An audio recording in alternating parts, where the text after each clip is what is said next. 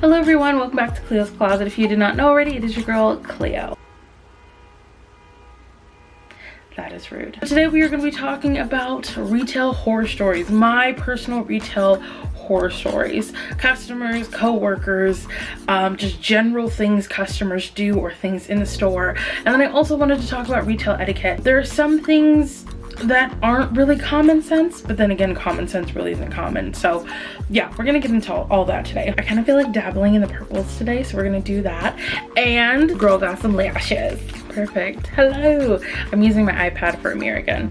I like the iPad more just because it seems much more clear. So hello. I have been working in retail, I think since I was 19 or 20. My first retail job was at Ross.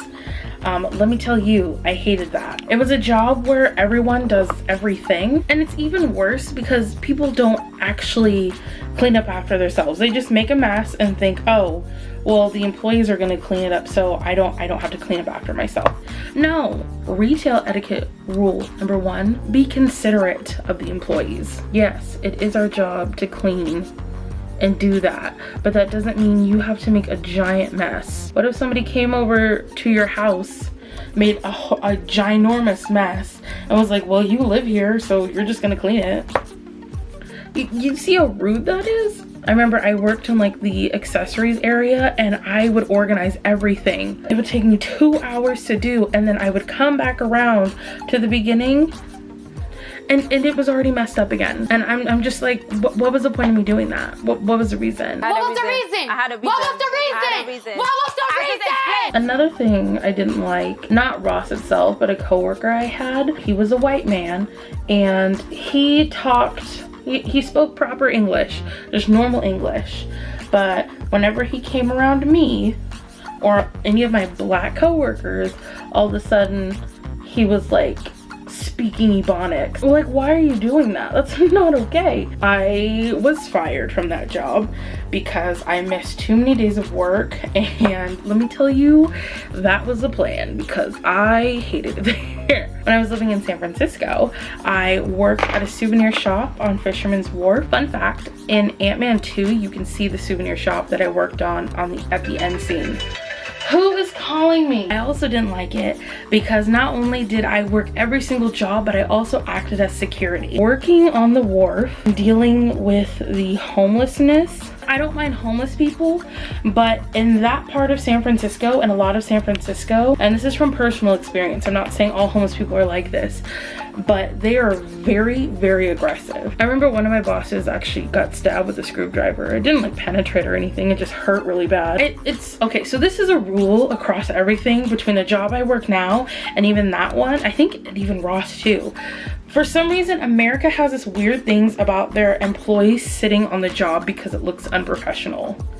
You need a doctor's note to sit down. Like, I find that so stupid. If I'm just sitting, looking attentive, calling people up to the cash register, doing my job, what is so horrible about me sitting? The other thing I hate about retail is the customer entitlement, especially when a store you work at has a rewards program and they feel, well, I have rewards here, I have a credit card here, I deserve special treatment. No, you got special treatment when you signed up for the program and you get the extra benefits like every other card holder does. Oh, well, I have a card, congratulations. Get in line with the other thousands of people who also have a card. I remember this one woman had a whole attitude with me because I wasn't giving her what she wanted because she wanted special treatment. And then so when it came time for her to pay, she threw her credit card at me. Mind you, we don't even slide credit cards. What employee touches credit cards anymore? No, there's a machine for you to do it and you knew that. You just wanted to throw shit at me. Let me tell you, I just wanted to throw my entire register back at her, but I didn't because she grabbed it real quick and corrected herself because she knew. I would say my biggest pet peeve is when you're working as a cashier, and especially during COVID, and you see that I'm doing something, or even if I'm not wiping down the counter, I'm trying to finish a process before another customer comes up. If I'm in the middle of working on something, or any cashier, do not come up to the counter and put your stuff up there and just start talking. I'm not paying attention. I'm doing something right now. Get back in line. Now I can't say that. I just have to say I'll be with you in a moment. If I'm just sitting there at the counter not doing anything and there's no one in line, of course, walk right up. When I started working at the job that I am now, I was helping this old man. Poor old man couldn't figure out how to use his new Fitbit, and I was trying to help him like connect it, you know? He was really struggling. This older woman comes up, she's like, excuse me, is this where I can like process whatever?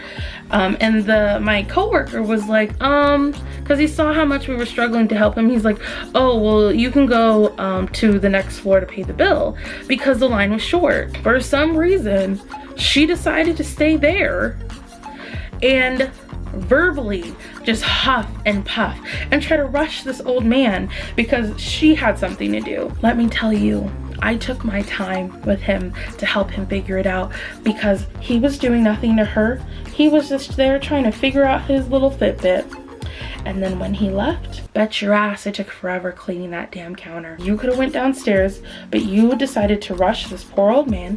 So now you're gonna wait and you're gonna learn patience. I will say though, as much as I despise and loathe retail, the best customers I have ever had, honestly, are old people. Or, I'm sorry, the elderly. I remember I was helping this older woman for about an hour. And you might think, well, geez, that sounds like hell. She was a little old widow. When I was helping her, her husband had died 3 weeks prior.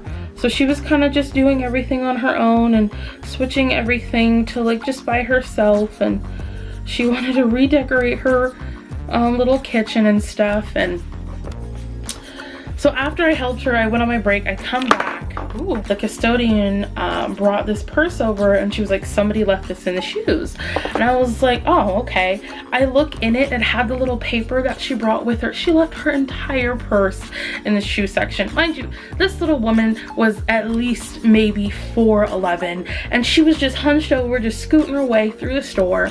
And I was at the register like doing stuff, and I literally, because there's like a little wall but you can see over it, I just see her little head and her scooting, and I was like, ma'am, give me your purse. Honestly, I'm just tired of retail. You know, I didn't go to school, go in debt to stay in retail for the rest of my life. I'm not knocking people who just stay in retail. You know, I have coworkers, their badges say that they've worked there for like 16 years. That's you know, this is your job, this is what you like to do, but that's just not me. Let me go ahead and put on the lip and the lash, and I'll be right back. Okay, this is the final look. The lashes took way longer than I thought they would. I've not put on lashes in a few months, so yes. If you like this look, if you like the advice I gave about retail, or even if you agree with it, go ahead and give this video a thumbs up.